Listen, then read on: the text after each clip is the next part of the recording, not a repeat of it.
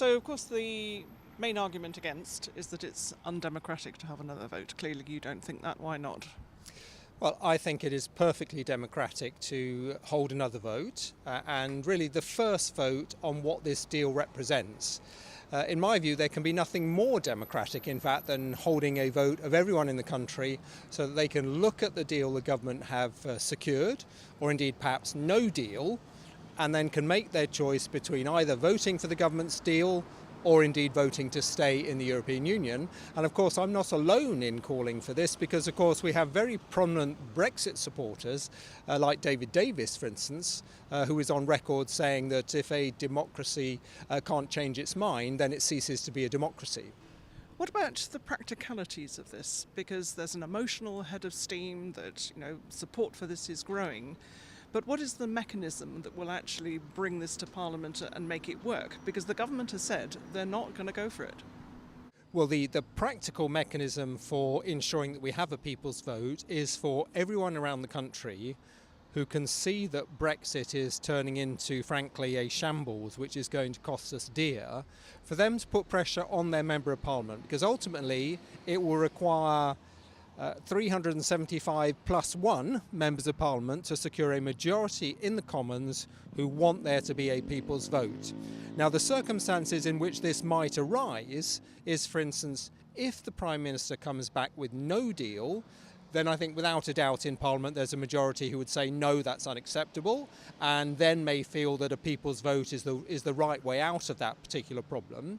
But equally, if the Prime Minister comes up with something like Chequers, which I don't think she will because the European Union have said they're not going to buy that, but if she comes up with something of that nature, it's very clear that she's unlikely to command support for that either, because she has opposition from the opposition parties, but indeed opposition from her own members of Parliament, really for whatever flavour of deal she comes up with. Then again, in those circumstances, if she can't secure a majority for her own preferred agreement with the EU, then I think she may then be forced to fall back again on the idea of a people's vote, where she'd go to the country, in effect over the top of the heads of members of Parliament, and say, look, this is the deal that I have secured. Parliament are telling me they don't want it, but do you, the people, think that this is the right way forward, or would you want to stay in the European Union? But what about the timing? Because clearly this is going to go to the wire, and by the time we've decided that we've left Europe with no vote, we'll have left. There's no option to remain. We'll have to start all over again and rejoin, won't we? How will that work? It is still possible. The timing would still allow us to this to happen, but of course it would require the UK government to seek to extend Article 50. Now, we can do that at any point up to the 29th of March 2019. The indication from all of the European diplomats that I've met, and I've met them from most of the countries out of the 27 EU countries, have indicated that they would be willing to extend Article 50 if it was for the purposes of allowing the United Kingdom to have a referendum on whether we wanted to stay in or whether we wanted to support and vote for the government's deal. And if we don't manage that, which is quite likely we won't by that deadline, basically we're starting all over again. We're asking to reapply and renegotiate a deal. So would you still want a people's vote? Because people who are coming in here for this meeting tonight are going to want to know whether this is a practical solution or whether it will just add to the chaos. I believe that this is a practical solution. Now, clearly, if for some reason we arrive at the 29th of March either not having secured a deal and not having taken any other form of action, then yes, we will crash out of the European Union and we will no longer be members, and that would require us to reapply with whatever conditions the European Union might seek to impose at that point. But I don't think we're going to get there.